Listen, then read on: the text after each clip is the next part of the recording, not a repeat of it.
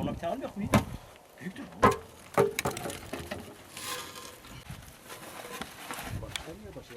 Bu devrek ile. Da kamerayı görme büyük mü? Allah Allah! Hey!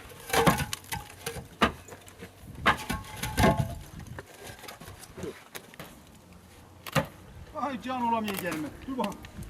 Hadi böyle köpe. Hey!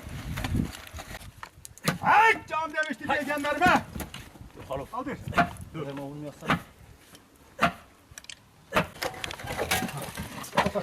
Onda devrek. Bu devrek. Çivi geçiyor. Ha şimdi kesilecek. Tamamdır. Tamam.